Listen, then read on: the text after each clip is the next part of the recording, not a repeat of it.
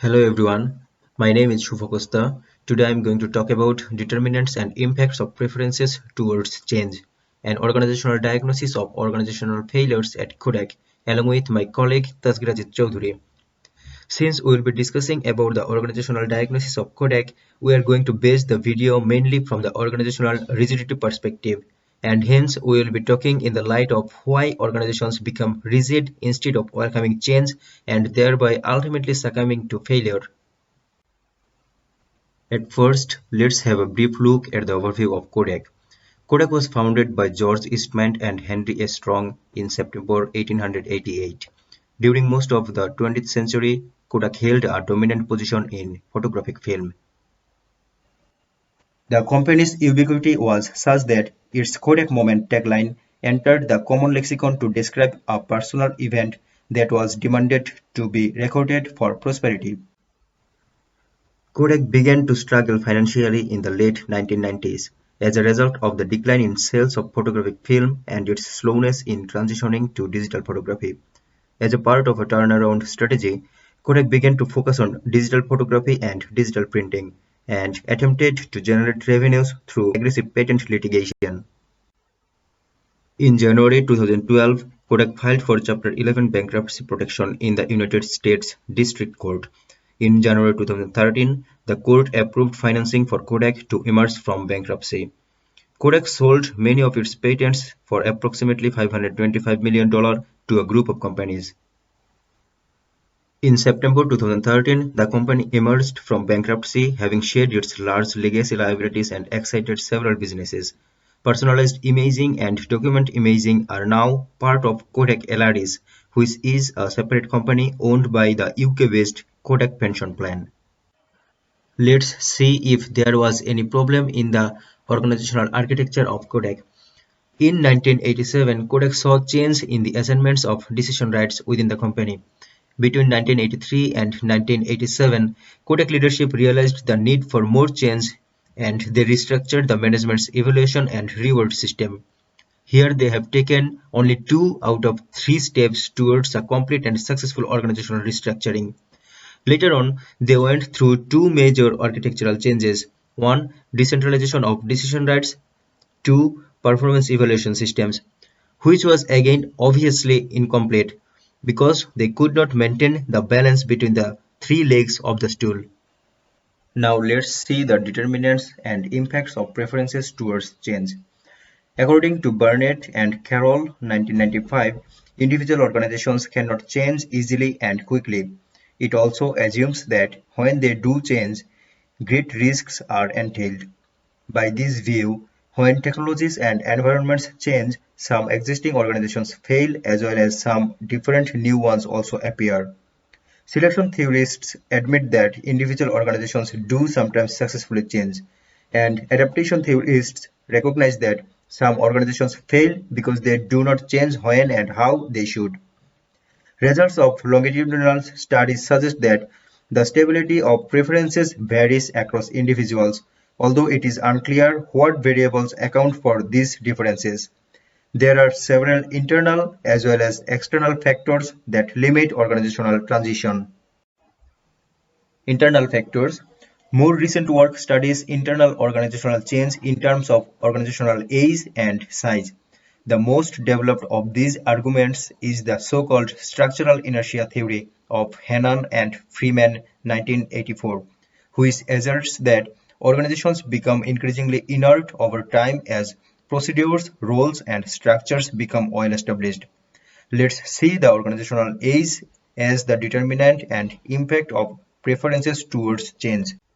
Age of the organization. This implies that the likelihood of organizational change decreases with an organization's age, a prediction that has received empirical support from the study of Delacroix and Swaminathan 1993, Miller and Shane 1994.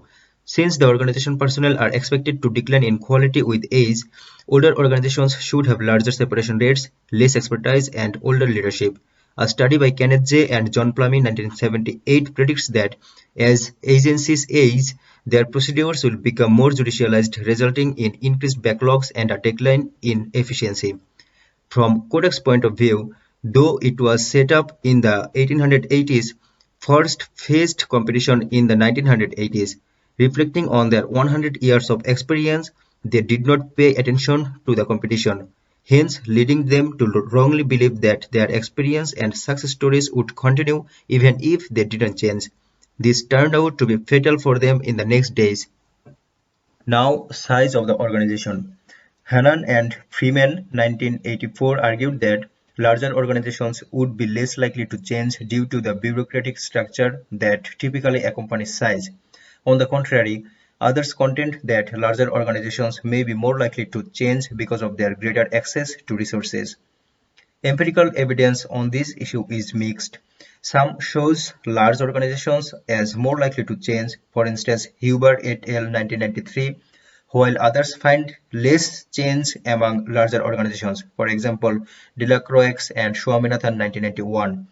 However, a study by Moran et al. 2014 says that as the awareness that the company has reached its growth limit and is compounded by the senior management who may have been caught up in feelings of success or invincibility. Now, from Kodak's point of view, it can be seen that in 1976, Kodak commanded 90% of film sales and 85% of camera sales in the United States. By 1988, Kodak employed over 145,000 workers worldwide. So the question is, was Kodak too big to fail? The numbers show for it. They started believing it too. This augmented to their hubris and ultimately led them to not bring change. This feeling of invincibility could also be liable for them to be so rigid. Vested interest in the status quo. According to Jensen and McLean 1976, agents may use their power to block efforts to change, a fact that is particularly relevant when technological innovation makes particular coalitions obsolete. There are instances where major economic change was blocked by economic losers. At the same time, in another study, Ford and McNamara 2002 showed that resistance occurs because it threatens the status quo or increases fear and the anxiety of real or imagined consequences, including threats to personal security and confidence in an ability to perform. Now let's take a detour and look at an example of vested interest in the status quo. The university where I studied my bachelor's is named University of Dhaka. The administrative activities of the whole university is run manually from admission of new students to the withdrawal of academic certificates. Students suffer a lot from the lengthy process in all the stages. So the university authority came with a proposal to digitalize the whole process in recent years. It is noteworthy that since the labor union is very strong there, the authority had to take into consideration as to how the workers would react to any changes. The workers did actually have vested interest in the existing process of activities. Most of the employees were not technologically literate.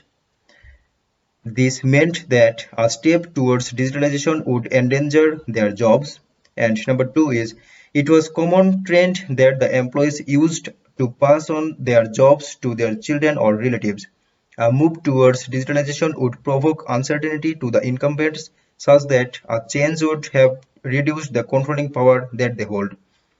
As a result, the workers' union strictly protested against this digitalization process.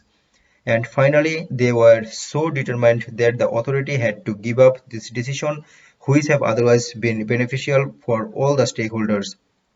From this example, we see that vested interest problem is a big influencer in organizational rigidity. Let's look further into the case of Kodak and how vested interest of the senior management blocked the adaptation towards change. When in 1975, Steven Sisson, an engineer of Kodak, invented the first digital camera, being denied to market the camera, he said, they were convinced that no one would ever want to look at their pictures on a television set, and that is why the management did not adapt to the digital camera. The problem was that the CEO and the executives at the top were complacent and failed to take action when people within their hierarchy offered ideas. In addition, The chemical department of Kodak also opposed the change into digital cameras because they were only expert in making the films. So digitalization would threaten their existence in the company, making them the economic losers from the change. Here the middle management did not want to lose their power out of the change and thereby neglected the trend because it was about to affect their own interest. Here is the list of reference that we have gone through. The other determinants and impacts of change will be discussed by Tasgir. Thank you for being patient with us.